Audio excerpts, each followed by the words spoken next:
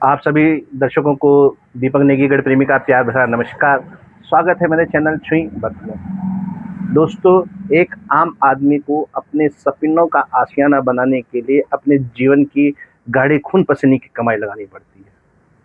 और जब इसी आशियाने पे संकट के बादल मंडराए तो वह अपना सब कुछ छोड़ छाड़ इस आशियाने को बचाने के लिए अपना सब कुछ दांव पे लगा देता है। ऐसा ही ताज़ा मामला है ऋषिकेश के बापू ग्राम का, जहाँ की जनता पिछले 6 महीने से लगातार अपने आशियानों को बचाने के लिए धरने पे बैठी हुई है। ये बापू ग्राम में पिछले 6 महीने से ये धरना प्रदर्शन चल रहा है। इसी में बीच हमारे पास पार्षद श्री सुधीर भंडारी जी हैं, इनसे बात करते हैं, जानते हैं। सर, ये पिछले 6 महीने से धरना चल रहा है, तो आपको क्या लगता है कि कहाँ तक आप लोगों की ये लड़ाई जारी? देखिए, लगभग 6 माह हमारे को होने को आ गया यहाँ पर। तो हमारी मांग सरकार से यही थी कि यहाँ पर जो भी आपने एट अ टाइम पे सुप्रीम कोर्ट से एक कोई केस यहाँ से सुप्रीम कोर्ट जाता है और सुप्रीम कोर्ट में जाने के बाद जो है सुप्रीम कोर्ट इसमें स्वतः संज्ञान में पूरा जो हमारा ये 2866 एकड़ भूमि जो थी, जो मीरा बहन द्वारा सरकार द्वारा मीरा बहन को दी गई थी, उस पर यहाँ एक आदर्श ग्राम बसाया गया था। तो ये लगभग आज़ादी से पहले की बात है। और आज़ादी से पहले की जब ये बात है तो लोग लगभग यहाँ पर लोगों को रहते इस समय कम से कम आपके 80-90 साल से के लगभग हो चुका है। कंडीशन ये है कि आज वन विभाग इसको कहता है कि ये ज़मीन हमारी, इसको खाली कर दीजिए। तो आज से पहले वन विभाग कहाँ था? पहला सवाल। दूसरी चीज़ ये आती है कि अगर 1950 के अंतर्गत जब मीरा बहन को ये ज़मीन दी गई थी तो उससे पहले लोगों की बसत यहाँ पर थी। कोई जंगल काट के तो यहाँ पर लोगों को बसाया नहीं गया। खेती बाड़ी की ज़मीनें थी पहले से लोग। अब मीरा बहन को जो ज़मीन दी गई थी उनका सीधा सा फंडा ये था कि जिस तरीके से यहाँ पर जो थोड़ा पिछड़ा वर्ग जो रहता था, उन लोगों को अपने जीवन यापन करने के लिए ये जगहें दी गई थी कि भाई आप खेती करिए, कुछ आप ट्रस्ट में देंगी और कुछ आप अपने परिवार का पालन पोषण करेंगी। कुछ ज़मीनें उनको आवासीय दी गई थी कि भाई आप यहाँ पे रहेंगे। तो हमारा कहना ये है कि यदि ये आप अगर आज इस पर अपना हक जमा रहे हो तो किस आधार पे आप इस पे अपना हक जमा रहे हैं? भाई 70 साल, 80 साल, 90 साल लोगों को रहते हो गए, उस समय से आप लोग कहाँ सोए हुए थे? तो कुल मिलाकर इन्होंने जो हम लोगों को यहाँ पर अतिक्रमणकारी घोषित करना चाहा, तो ये बिल्कुल गलत, सरासर गलत है। सरकार की मंशा साफ है, सरकार चाहती है कि ये ज़मीनें खाली हो और ये हमारे को यूज़ के लिए दे दी जाए। आज स्थिति परिस्थिति हमारे अंदर क्या हो रही है? उत्तराखंड में आज की डेट में ज़मीनें सारी की सारी वही कब्जा रहे हैं। बड़े बड़े होटल्स बन रहे हैं, किसी का कुछ लॉज बन रहे हैं, किसी का कुछ बन रहा है। आम आदमी के लिए तो कुछ है ही नहीं। हमारी जब मुख्यमंत्री जी का प्रोग्राम यहाँ पर था, उस दिन भी हमने ज्ञापन दिया मुख्यमंत्री को, और मुख्यमंत्री से हमारा यही था कि आप इसको जल्द से जल्द जो है इसको राजस्व ग्राम घोषित करने का प्रयास करिए या इसमें प्रस्ताव बनाइए और आगे भेजिए इसको।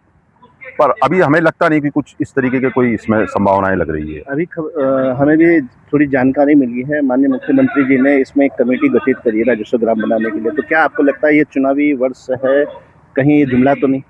देखिए, हम उनके जो उन्होंने स्टेप लिया स्वागत करते हैं उसका, परंतु हम ये कहते हैं कि इसको आप चुनावी मुद्दा मत बनाइए।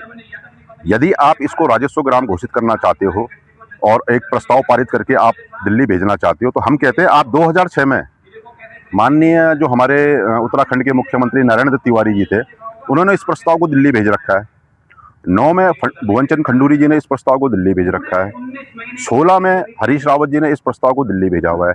तो भाई आप यहाँ क्यों उस चीज़ में इतना हेरा फेरी कर रहे हैं? आप सीधा दिल्ली जाइए ना, दिल्ली उस फाइल को ढूंढिए, उस रजिस्टर को ढूंढिए जिसमें ये सारे के सारे तथ्य जा रखे हैं। दोबारा से आप उसमें मेहनत कर रहे हैं, तब तक 4-6 महीने बाद, आपको पता ही है कि 4-6 महीने बाद चुनाव होना है हमारे यहाँ। तो जो स्थिति परिस्थिति आज की डेट में इन लोगों ने खड़ी कर दी, हमें सीधा स्पष्ट ये लगता है इसमें कि चुनावी स्टंट चल रहे हैं। क्योंकि आज हमारा 12 वार्ड जो प्रभावित है इसके अंदर, यहाँ पर लोगों को इनकी मंशा का तो पूरा पता चल चुका है कि क्या स्थिति है इनकी। क्योंकि 6 महीने से हम यहाँ पर बैठे हुए हैं, एक भी बंदे की हिम्मत इतनी नहीं है कि यहाँ पर आके हमसे पूछे कि भाई बताइए आपकी परेशानियाँ क्या है। अरे सरकार में आप बैठे हुए हो, सरकार से ही तो सवाल पूछा जाएगा। विपक्ष में जो बैठा हुआ है वो तो उससे सवाल तो नहीं पूछा जाएगा, सवाल का जवाब भी आप नहीं देना है। पर किसी ने इतनी हिम्मत नहीं जुटाई कि वो आकर थोड़ा सा हम लोगों का यहाँ पर किसी भी तरीके से थोड़ा सा इस तरीके से साथ देने वाली बात करता कि हम लोग आपके साथ हैं, आप लोगों के साथ गलत नहीं होगा।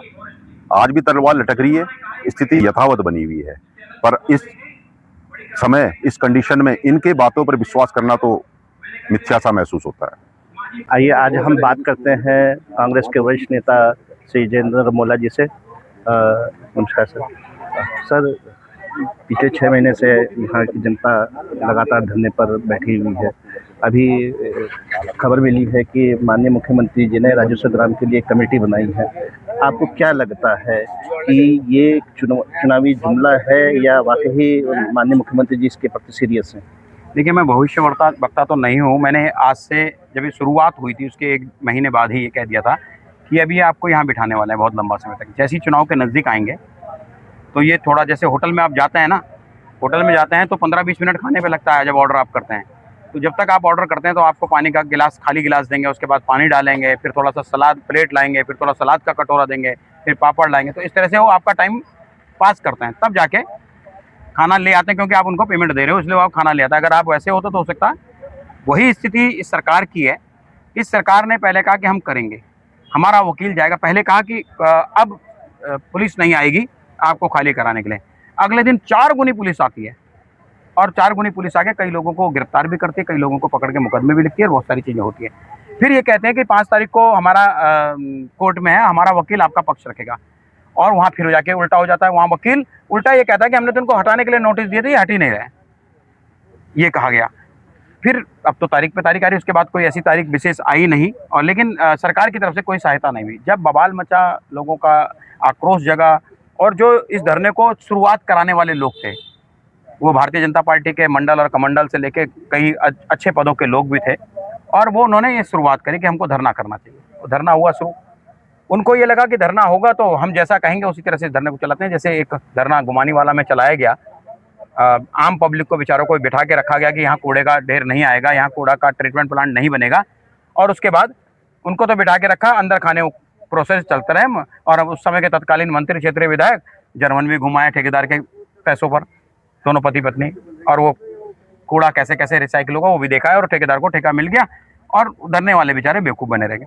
उसी प्रकार वो उनको बेवकूफ़ बनाना चाहते थे, ऐसे ही बैठ के अपने इच्छा से, अपने हिसाब से कराना चाहते थे। लेकिन जब अन्य सामाजिक दल भी, सामाजिक कार्यकर्ता भी और अन्य पार्टियों के लोग भी जब इसमें सम्मिलित हुए, तो उनको ये लगा कि अब ये लोग आ गए तो धीरे से धीरे करके एक एक करके भागने लगे, और भाग गए, अब किनारे चले गए। मैं कह रहा हूँ चलो ठीक है, अब चले गए। आप भाई, जिस पार्टी की सरकार होगी, अगर धरना प्रदर्शन होगा तो वो उसके खिलाफ ही होगा, उसके पक्ष में नहीं होगा। बुराई भी होगी, अच्छाई भी होगी। अच्छा करोगे तो अच्छा मिलेगा, बुरा करोगे तो बुरा मिलेगा। लेकिन वो आने के लिए तैयार नहीं हुए कि वहाँ तो राजनीति हो रही है, वहाँ तो इस तरह की बातें हो रही है। हमने कहा आप आओ ना, आप करो राजनीति, लेकिन आने के लिए तैयार नहीं। फिर जैसे ही ये रात के समय वो बताया कि कैबिनेट में रखा गया, जबकि ये तय हो गया था गैरसैंण विधानसभा सत्र से कि कैबिनेट में लाया जाएगा, लेकिन 6 महीने, 3-4 महीने इनको उसको कैबिनेट लाने में लग गया। आप सोचिए कि 2-3 महीने तो कैबिनेट में लाने में लग गया। उसके बाद, और मैं 2-3 महीने क्यों मानूंगा, तो 6 महीने मानूंगा, 6 महीने कैबिनेट में ना लगे। जबकि हमारी ये डिमांड थी, हमारे नेता प्रतिपक्ष जसपाल आर्य जी की डिमांड थी, हमारे तमाम नेताओं की, ये उपनेता भुवन कापड़ी जी की डिमांड थी कि विधानसभा में विशेष सत्र में इसको लाया जाए और इसका प्रस्ताव पास करके केंद्र सरकार को भेजा जाए। पक्ष विपक्ष दोनों मिल जाते, काम हो जाता। लेकिन इनको लगता है कहीं विपक्ष इसमें श्रेय ना ले ले, तो इसलिए अपने आप इन्होंने किया। हम कह रहे अच्छा, हम आपका आभार व्यक्त करते हैं कि आपने कैबिनेट में लाया और समिति बनाने की बात की है। लेकिन आज भी ये भय क्यों बना हुआ? तो जब इस जड़ से शुरुआत हुई, ये ग्राम देवता की जगह है, यहाँ मुख्य ग्राम देवता की जगह यही है, यहाँ पर क्यों नहीं क्षेत्रीय विधायक आए? यहाँ पर क्यों नहीं उन्होंने पटाखे फोड़े? यहाँ पर क्यों नहीं उन्होंने माला पहनी? यहाँ पर क्यों नहीं उन्होंने स्वागत करवाया? अपने ही कार्यालय में, अपनी ही मालाओं से, अपने ही पटाखों से अपना ही स्वागत कराते हैं। तो आप मुझे बता दीजिए कि ये कहाँ का हुआ है? अगर आपके अंदर चोर नहीं है, आपके तमाम भाजपा नेता कह रहे हैं कि अब तो बहुत बढ़िया हो गया, अब सब कुछ हो गया, अब ठीक हो जाएगा, तो आप यहाँ हो ना, यहाँ आके कहो ये बात को। आप क्यों भाग रहे हो यहाँ से? इस धरने से क्यों भाग रहे हो? यहाँ पे लोग तो, ये वो लोग हैं जिन्होंने हजारों वोट देके आपको जिताया, ये वही लोग हैं। इन्होंने हमारे साथ बहुत कम लोग रहे होंगे, कांग्रेस के साथ और अन्य पार्टियों के साथ में बहुत कम लोग रहेंगे। भाजपा को मतलब झोली भर भर के वोट दिया उन्होंने, लोकसभा चुनाव में भी, विधानसभा चुनाव और नगर निगम में भी। लेकिन आज आप यहाँ पर आने डर रहे हो, इसका मतलब आपके मन में चोर है। और आपका जो ऑरा बनाया जा रहा है कैबिनेट में वाला, ये दाल काली वाला जैसा मामला है, पूरी दाल काली है इनकी। अब ये कहेंगे अभी समिति बनेगी, 1-1.5 महीने समिति में लगेंगे, तब तक चुनाव आ जाएंगे। कहेंगे अरे अभी चुनाव आ गया, आचार संहिता लागू होगी, अभी तो हम नहीं कर सकते, हमारी सरकार लाओ, हम कर देंगे। ये होने वाला है ऐसा ही। मैंने कहा ना, मैं भविष्यवक्ता नहीं हूं, लेकिन मुझे लगता है ये ऐसे ही करेंगे, ये ऐसे ही करेंगे। लेकिन मैं इन सब के लिए दोषी यहाँ की जनता को मानता हूँ। यहाँ की जनता जो अपना आक्रोश दिखा नहीं सकती, ये बेचारे कुछ लोग 100-150 लोग जो पूर्व मात्र शक्ति हैं, पूर्व सैनिक हैं, जो यहाँ अपना आक्रोश दिखा रहे हैं, लेकिन बाकी इतने हजारों लोग कहाँ क्यों घर बैठे हैं? वो निकलो ना। अगर किसी एक का होगा तो सबका होगा, और सबका बचेगा तो सबका बचेगा।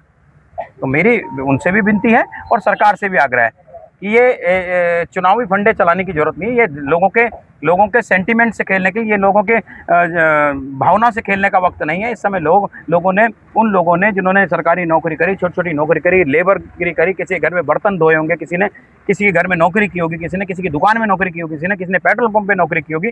उन्होंने 1-1 रुपये जमा करके छोटे छोटे ज़मीन के टुकड़े लिए और तब अपने घर बनाए अपने बच्चों के लिए।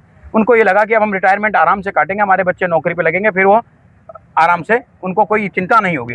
लेकिन आज तो स्थिति होगी, वो घरों के बचाने के लिए यहाँ बैठे, बच्चों की नौकरी लगवाने के लिए कहीं भाग दौड़ करें, बच्चों की पढ़ाई के लिए कहीं भाग दौड़ करें, या यहाँ बचाने के लिए यहाँ बैठे। तो ये लोगों की जनभावना से खेलना अच्छी बात नहीं है, मेरा ये मानना है। सब बेच दोगे, बचेगा क्या? तो इसलिए एक कहावत, पुरानी कहावत है, जब देश का राजा व्यापारी हो जाता है तो प्रजा ऑटोमेटिक भिखारी जैसी स्थिति हो जाती है। और हमारा देश का राजा ही जब व्यापारी है तो फिर देश की प्रजा की स्थिति क्या हो सकती है? आज आप देख लीजिए क्या स्थिति है। यहाँ पर आज हरेला पर्व मनाया जा रहा है, बगल में हजारों की संख्या में पेड़ काटे जा रहे हैं। अभी मैं देख रहा था बुंदेलखंड में, वहाँ पर पूरा का पूरा आदिवासियों का जो विचारों का वो था, वो सारा था, उन्होंने अपनी चिताएं बना रखी नदी के ऊपर, बांसों के ऊपर लेटे हुए, उसमें वहाँ पर लेटे हुए। कोई सुनवाई नहीं है बॉस। दे किसको रहे? अंबानी, अडानी, इन सब लोगों को, पूंजीपतियों को। कितना खाओगे मेरा इन्हें? कितना खाओगे? कहाँ ले जाओगे? सब यहीं देना है। तो मेरी आपके चैनल के माध्यम से आग्रह है कि सरकार से भी आग्रह है कि राजनीति अलग रखे, जन भावनाओं को देखते हुए इनके साथ न्याय करें। और आप न्याय करेंगे, हम भी आपकी जय जयकार करेंगे, लेकिन राजनीति करेंगे तो बिल्कुल बर्दाश्त नहीं होगा। धन्यवाद। सुभाष जी, ये धरने में आप लोग बैठे हैं, क्या है पूरा, जरा खुल के आप विस्तार से बताएं।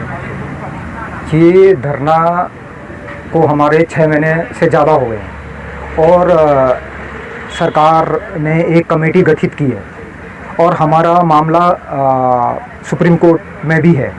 अभी जुलाई 26-27 की इसकी डेट है। तो हम तो ये कह रहे हैं कि हम 1950 से पहले यहाँ गांव था, यहाँ कोई पेड़ वगैरह नहीं थे, गांव ही बसाया गया था।